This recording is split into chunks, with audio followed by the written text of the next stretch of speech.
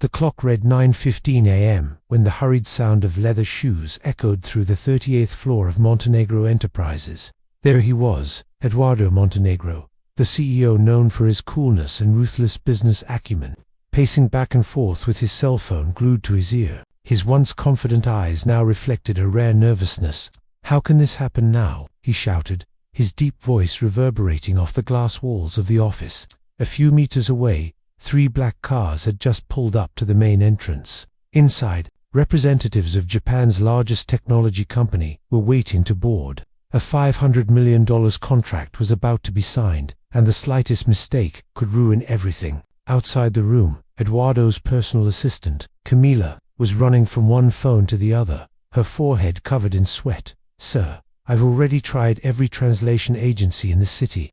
No one is available for a meeting of this size on such short notice." Eduardo loosened the knot of his Italian tie, feeling a bead of sweat trickle down his temple. He knew the Japanese were strict about communication protocols and would never tolerate translation apps or improvised gestures. "This is a disaster. 20 years building this company, and now it's all going to fall apart because of a translator," he muttered to himself, running his hands through his hair. In the corner of the room, a young man in a navy blue uniform was discreetly scrubbing the floor, pretending not to hear the chaos, but inside, his heart was pounding. Matthias, 26, had been there for 2 years as a cleaning assistant. Invisible to the executives, he knew every corner of that company and, even without meaning to, had overheard many confidential conversations. He hesitated, took a deep breath, and before his courage could evaporate, spoke in a low voice. "Excuse me, Mr. Eduardo, I can help." The silence that followed was almost deafening. Camila looked up, surprised and irritated at the same time. "What did you say, Matthias? Help? What do you mean?" Matthias swallowed hard but didn't back down. "I speak Japanese." Eduardo stopped walking, frowning. His eyes scanned the young man from head to toe. He was sweaty, with a dirty rag in his hand. The typical employee who went unnoticed by everyone there. "You ... speak Japanese?" he asked, with a mixture of skepticism and hope. "Yes, sir. I lived in Japan for 4 years. I studied there before returning to take care of my mother." Camila let out a nervous laugh. "This has to be a joke. We're talking about $1 billion deal, not a language course." "But, Eduardo," his eyes fixed on Matthias's calm demeanor, sensed something different. Perhaps it was desperation or a forgotten instinct to give someone a chance. "Prove it. Say something in Japanese." Matthias lifted his chin and, with surprising calm, began speaking fluently, his voice echoing through the room. Eduardo didn't understand the words, but he noticed the naturalness in his pronunciation. Camila's eyes widened. The CEO took a deep breath, as if facing a risky bet. "We only have 20 minutes. You have this chance. Don't make me regret it." Matthias nodded, feeling the weight of that responsibility fall on his shoulders. It was the opportunity he never imagined he would have, and perhaps the only chance, to change the course of his life. As the clock ticked relentlessly, Matthias's heart pounded so loudly he was sure everyone around him could hear it. It was strange to be the center of attention on that luxurious floor, where for 2 years he had been practically invisible. No one there had ever asked his name, but now the CEO of Montenegro Enterprises, Eduardo Montenegro, looked directly into his eyes as if seeking salvation. "Camila, take him to the locker room and find him some suitable clothing. We can't present him to the Japanese delegation as he is," Eduardo ordered firmly. Camila hesitated, her face flushed with indignation. "Sir, this is insane. Entrusting $1 billion contract to a janitor," Eduardo interrupted her with an icy glare. "It's our only option, and I'm not asking Camila, I'm ordering it." Grumbling, she took Matthias by the arm and led him through the immaculate corridors of the 38th floor. As they passed employees, curious glances and whispers arose. Matthias, accustomed to being ignored, felt the weight of each gaze like a blade slicing through his skin. "Listen, Matheus ... Do you have any idea how big a disaster you could cause?" Camila said quietly, but with perceptible venom. "I just want to help. I won't let you down, Mr. Eduardo," he replied with a calmness that surprised even himself. In the locker room, a kind receptionist named Larissa appeared with a dress shirt and a spare pair of pants from an intern. "Here, it's not perfect, but it's better than the cleaning uniform," she said, with a small smile. As he adjusted, His collar in the mirror, Matthias stared at his own reflection. The tired-eyed boy looked like a different man now. "Mum, this could be my chance to start over," he whispered to himself, remembering the long nights he spent studying Japanese to maintain fluency. Even after leaving Tokyo, back in the office, Eduardo nervously checked his watch. There were only 5 minutes left when Matthias walked in, dressed simply but with a surprisingly confident demeanor. "Mr. Montenegro, ... double quotes," he said, his voice firm but respectful. "I'm ready." Eduardo looked him up and down. "Remember, every word matters. This is the negotiation of the company's life. And perhaps yours too." Matthias nodded. Inside, his stomach was in knots, but there was something in his gaze that brimmed with determination. It was as if all the years of anonymity had prepared for this moment. Camila, still with her arms crossed, let out a mocking sigh. "If this goes wrong, it will be the end of us all."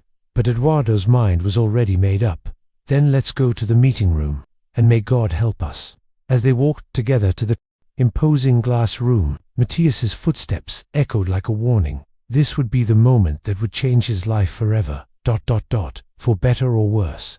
The door to the immense meeting room opened with a slight creak, and all eyes turned to the young man who entered right behind Eduardo Montenegro. Dressed in a simple dress shirt and with carefully combed hair, Matthias looked a completely different man from the cleaning assistant who hours earlier had gone unnoticed in the hallways of Montenegro Enterprises. Across the table, the 5 Japanese executives, led by Mr. Takeda Hiroshi, waited in silence, their expressions impenetrable. The air seemed charged with tension. "Gentlemen, I present Matthias Soros, our international relations specialist focused on the Asian market." Eduardo said firmly, deliberately omitting Matthias's previous position in the company. Matthias took a deep breath and bowed respectfully, keeping his eyes fixed on the Japanese leader. "Koshirakozu, anata ni o ai de kichikoi deju." "It's an honor to meet you. I hope our cooperation will be beneficial to both sides." The words flowed naturally, and the perfect accent caused Mr. Takeda to raise his eyebrows in surprise. He returned the greeting with a slight smile and a nod. The silence that dominated the room was broken when the official interpreter for the Japanese group, a tall man with glasses, commented in a low voice, "His pronunciation is impeccable." Camila, who was at the back of the room with her arms crossed, rolled her eyes and muttered to her colleague next to her, "They can put a suit on him, but he's still just a janitor." Matthias, however, maintained his composure. He accurately translated every sentence that came out of Eduardo's mouth, but not just the words. He adjusted the tone, rhythm, and even the expressions to fit Japanese cultural protocol. Small details that made all the difference. The first light chuckles from the Japanese executives began to emerge when Matthias translated a business joke made by Mr. Takeda. Eduardo, who had been in a cold sweat until then, felt his shoulders relax. The meeting, which could have been a disaster, was flowing with surprising ease.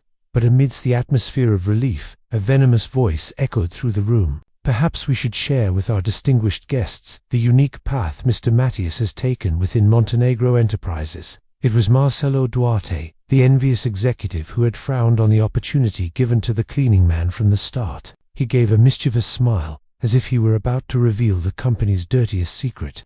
Matthias felt a chill run down his spine. The Japanese people's gazes, which had previously been filled with respect, now turned to him with curiosity and slight discomfort.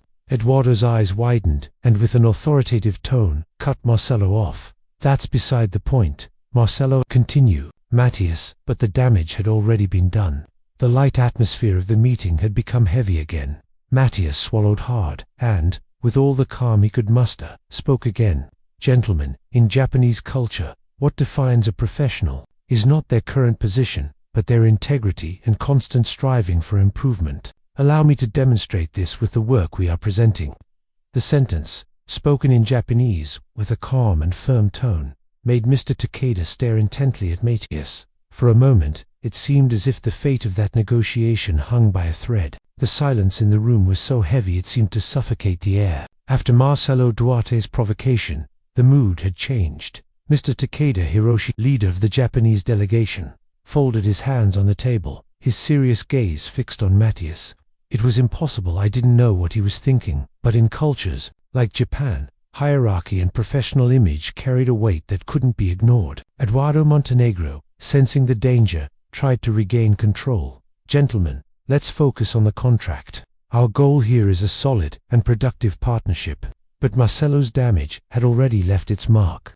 "Excuse me, but may we ask what Mr. Matias's background is within this company?" one of the Japanese executives said politely but firmly. Matias felt his stomach churn. He could hear his heart pounding in his ears, but he knew this was the time to decide between hiding or fighting for himself. He took a deep breath and looked up, meeting Takeda's gaze. "With all due respect, gentlemen," he began, speaking in Japanese with surprising calm. "I wasn't born into privilege. I came from a simple family and studied in Japan with great effort, working during the day and studying at night. I had to return to Brazil to care for my sick mother and accepted any job that would allow me to support my family. I never stopped studying. I never stopped preparing. Today, even wearing a cleaning uniform, I have the knowledge and respect for your culture to conduct this meeting with the dignity it deserves." The words, filled with humility and firmness, echoed through the room. For a moment, no one moved. Even the official translator for the Japanese delegation seemed surprised by the fluency and emotion in Matias's voice. Camila, at the back of the room, widened her eyes, unable to hide her shock. Marcelo, however, snorted disdainfully, whispering, "Pure act." But Mr. Takeda raised a hand, signaling silence. Slowly, a faint smile appeared on his face. "In Japan, we admire those who persevere despite hardships. Your story demonstrates courage and honor. Let's continue." Eduardo felt a weight lift from his shoulders, but Takeda's serious gaze made it clear. Matias was still being tested. Every word, every gesture, now counted. As the meeting continued, Matias translated every nuance with even greater precision. He didn't just convey words, he conveyed emotions, respected strategic silences, and made the Japanese feel heard and understood. And, for the first time, Eduardo realized something he'd never noticed before. This young man he'd never seen before truly had the talent to be there, perhaps more so than many of the suits who circulated around the company. The meeting continued, but something had changed in the air. Mr. Takeda Hiroshi, who had previously maintained a neutral, almost stern expression, now looked at Matias with a certain gleam in his eye. The young man's impeccable fluency and mastery of cultural subtleties were breaking down barriers that not even the professional translator had been able to overcome in past meetings. "The way he reads between the lines of what we say is impressive," one of the Japanese executives murmured approvingly to Takeda. Matias translated each sentence calmly, but also with emotion. He wasn't just an interpreter at that moment. He was a true cultural mediator, conveying not just words, but tone, gestures, and even the small details of etiquette so important in Japanese culture. Eduardo Montenegro, who had remained tense until then, began to relax. He noticed the Japanese executives smiling more often, and even chuckling when Matias translated some humorous remarks. For the first time in a long time, Eduardo felt the contract was becoming a real possibility again. However, in the back of the room, Marcelo Duarte hadn't given up on sowing chaos. Crossing his arms and a cold smile on his lips, he whispered to Camila, "They may be smiling now, but just wait until they really find out who this guy is." Camila, however, didn't respond. For the first time, she began to see something in Matias that she had never noticed before: courage. When the meeting reached a coffee break, Mr. Takeda approached Eduardo and spoke in Japanese, glancing discreetly at Matias. "It's rare to find someone so young with such cultural sensitivity. He doesn't just translate, he understands." Matias, even without being asked, modestly translated the sentence. Eduardo raised his eyebrows, surprised by the direct compliment. "He is exceptional, Mr. Takeda, and for us, it's a privilege to have him on our team," Eduardo replied, deliberately reinforcing Matias's position as a valuable asset to the company. In Matias's heart, a mix of emotions grew. For the first time in years, he didn't feel like just the invisible man of Montenegro Enterprises. For the first time, he felt like he was in the right place, and that perhaps this was the beginning of a new life. But what he didn't know was that Marcelo was already plotting his next coup, to try to expose him in front of everyone. A soft scent of green tea wafted through the meeting room as the Japanese delegation returned from their break. The atmosphere, which had previously been light, now seemed charged with anticipation. Everyone awaited the crucial moment of the negotiation, the signing of the pre-contract. But at the back of the room, Marcelo Duarte shifted restlessly, like a snake about to strike. He couldn't bear to see Matthias, a simple janitor, receive so much recognition. For Marcelo, it was a personal insult that a nothing could steal the spotlight at such an important moment. As soon as Mr. Takeda Hiroshi sat down again, Marcelo cleared his throat and gave a forced smile. Before we move on, gentlemen, I'd like to share a curious fact about our interpreter. Eduardo Montenegro immediately raised his head, his eyes flashing with warning. Marcelo, this isn't the time, he said, trying to restrain the executive. But Marcelo continued, ignoring the CEO's authority. It's just that... Mr. Matthias isn't exactly who you imagine.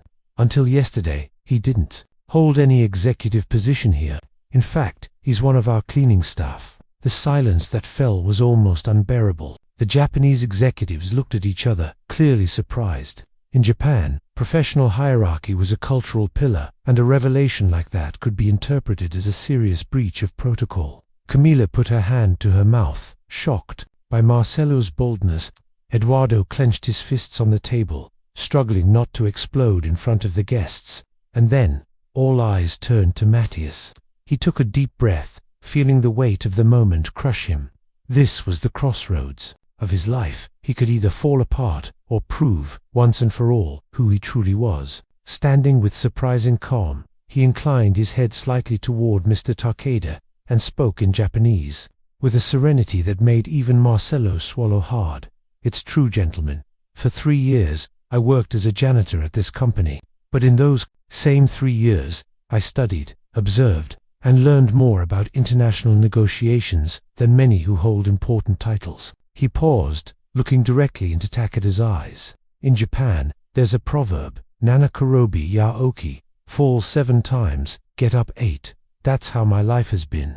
And if you'll allow me, I believe it's not the uniform that defines a man's competence, but rather what he carries in his mind and heart. Mr. Takeda closed his eyes for a moment, as if reflecting deeply on the words. When he opened them, a faint smile appeared on his lips. Very well said, he replied in Japanese. Perseverance is a virtue we respect above all else. The tension in the room slowly dissolved.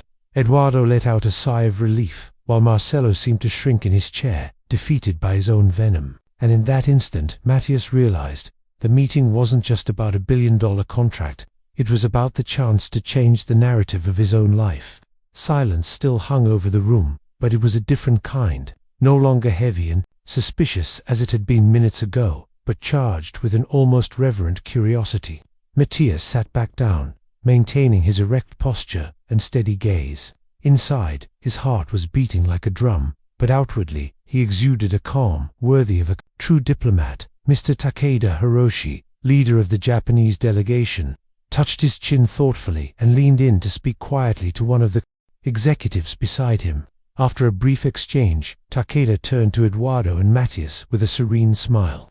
Mr. Montenegro, the proposed contract is solid, but if I may say, what impresses us most is not just the financial proposal, but the man you'll brought to represent you. Eduardo, taken aback, gave a tight smile. Matthias is one of the greatest prospects this company has ever had. Mr. Takeda, he's an example of how talent can emerge from the most unexpected places. Takeda nodded. We'd like to invite you, Mr. Matthias, to an exclusive dinner tonight with our delegation. We'd like to discuss possibilities beyond this contract, perhaps something involving a strategic position with us in Japan. Matthias felt a chill run down his spine. For a moment, everything around him seemed to slow down. A dinner, an international proposal. It was as if every difficult moment he'd faced in recent years had led him to this point. Before he could respond, Marcelo Duarte, still trying to recover from the previous blow, snorted dismissively. That's absurd.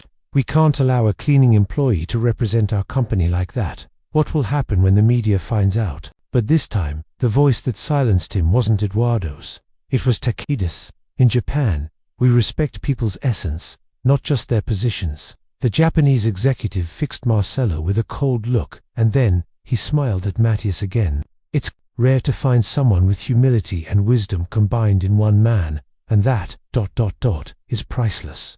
Camilla, at the back of the room, was speechless. For the first time, she realized she had completely underestimated this young man who passed by every day with a bucket and a mop. Matthias took a deep breath and replied with a slight smile. "It would be an honor, Mr. Takeda," and in that moment, he realized that the life he had always dreamed of was closer than he had ever imagined. The restaurant was one of the most luxurious in São Paulo, with glass walls offering a spectacular view of the illuminated city. Each table was decorated with exotic flowers and delicately lit candles. It was there that the Japanese delegation awaited Matthias for the dinner that could forever change the course of his life. As he entered, wearing an elegant suit lent by Eduardo Montenegro, Matthias felt his heart race. He had never been in such a sophisticated setting, but at that moment, something inside him shifted. He knew he had to put aside his fear and act like the man he had always dreamed of being. "Welcome, Mr. Matthias," said Mr. Takeda Hiroshi, standing and bowing his head slightly in respect. Matthias returned the gesture perfectly, remembering the customs he had learned years before in Japan. "It's a great honor to be here, Mr. Takeda." The conversation began lightly, with questions about his experience in Japan and his perspective on international business. But soon the tone changed. Takeda spoke in a calm voice, yet charged with clear intentions. "You know, Matheus. During today's meeting, I realized that you're not just a translator. You have vision, poise, and a rare understanding of the importance of cultural nuances." Matthias swallowed, trying to remain calm as the Japanese leader continued. "We're looking for someone like you to act as our expansion consultant in Latin America. Someone who understands both Eastern and Western cultures. Are you willing to take on such a challenge?" Takeda's words echoed like thunder in Matthias's mind. He, a simple cleaning employee until that morning, was being invited to fill a role that many career executives would never dream of achieving. "Mr. Takeda, I don't even know how to thank you for your trust," Matthias said, trying to contain his emotion. "But I have to be honest, I've never held a position like this before." Takeda smiled slightly. "Perhaps that's exactly what makes us want you. Someone with humility and courage. Think carefully, but know that we see great potential in you." As dinner progressed, Matthias realized that this was more than a job offer. It was a real chance to leave behind years of anonymity and build a new life. But what he didn't know was that, at that very moment, Marcelo Duarte was plotting one last move behind the scenes to try to destroy his reputation. The sun had barely risen when Marcelo Duarte arrived early at the office, his eyes red from a bad night's sleep. He couldn't accept that Matthias, a simple cleaner, was about to become an international star. For Marcelo, this was an insult to the corporate world. As he walked through the empty hallways, Marcelo gave a cold smile and whispered to himself, "Let's see how long your heroism lasts, Janitor." That morning, an anonymous email began circulating among some members of the Montenegro Enterprises board. It contained documents containing distorted information about Matthias's past, family debts, old photos of him working menial jobs, and even malicious comments insinuating that he had lied about his studies in Japan. The news spread like wildfire. When Eduardo Montenegro found out, his blood boiled. He called an emergency meeting on the main floor. Matthias entered the room and felt the heavy gazes on him. Even Camilla, who in recent days had begun to view him with respect, looked uncomfortable. "Matthias," Eduardo said, his voice firm but laced with concern, "we need you to explain this to us. They're saying you forged parts of your resume." Marcelo, leaning against the wall with his arms crossed, gave a venomous smile. "I warned you. A man like him should never have been placed in such an important position. Do you see the result?" Matthias took a deep breath. He could feel the weight of all the stares, but he refused to bow his head. "Gentlemen, I never hid my story. Yes, I worked many menial jobs. Yes, my family struggled. But everything I achieved was through hard work and honesty. And I can prove that I studied in Japan. You can check with the university and even with Mr. Takeda." The moment he said Takeda's name, Eduardo's phone rang. It was an international call. "Yes, Mr. Takeda, I understand," he said. Eduardo, while everyone in the room waited anxiously. As he hung up, he looked at Matthias with an expression difficult to decipher. "Mr. Takeda has just confirmed, not only about your studies, but also that he and his team want to formalize a partnership with you as an international consultant. The room fell into absolute silence. Marcelo paled, feeling the ground disappear from under his feet. Eduardo turned to the envious executive with a look of pure contempt. "Marcelo Duarte, you're fired, and I hope you never again dare to tarnish anyone's reputation with your arrogance and jealousy." As Marcelo left the room with slumped shoulders, Matthias breathed a sigh of relief. He knew that this battle had been the most difficult of his life, but also the most transformative. The afternoon sun streamed through the enormous windows on the 38th floor of Montenegro Enterprises, illuminating the meeting room where top executives were gathered for an important announcement. But this time, it wasn't Eduardo Montenegro who was the center of attention. There stood Matthias Soares, now wearing an impeccable suit, a leather briefcase in his hands, and a firm posture that exuded confidence. Just a few days ago, he was seen as just the cleaning guy. Today, everyone looked at him with respect and even admiration. Eduardo stood, his voice filled with pride. "Gentlemen, it is with great honor that I announce that Matthias Soares will be our new Director of International Relations. Thanks to his talent and courage, we were able not only to close the contract with the Japanese, but also to open doors to new partnerships throughout Asia." Applause echoed through the room, and Matthias felt his eyes well up. He never imagined he would hear those words, especially in a place where, for years, he had been invisible. In the back of the room, Camila smiled discreetly. She, who had previously doubted him, was now one of the people who most championed his talent. Across town, Marcelo Duarte watched the news on his cell phone, sitting in a small rented apartment. After being fired for the first time in years, he felt a weight on his chest that wasn't anger ... but regret. Meanwhile, Matthias was enjoying his newfound momentum. He received a call from Mr. Takeda Hiroshi, who congratulated him once again and invited him to partner on an international expansion project. The next day, Matthias returned to the same hallway where he pushed the cleaning cart, but now accompanied by a team of assistants. As he passed employees, he greeted them with a genuine smile, never forgetting his roots. And in a media interview, when asked about the humiliation he had suffered, he calmly replied, "The best way to get revenge is to build something so extraordinary that it makes everything they tried to do to you irrelevant. I don't hold a grudge. I hold on to what I've learned." The camera focused on his steady gaze, conveying a powerful message. Sometimes, those the world ignores are the very ones who have the greatest potential to transform everything around them. Matthias Soares proved that true success isn't about where you start, but about the strength you have to get where you've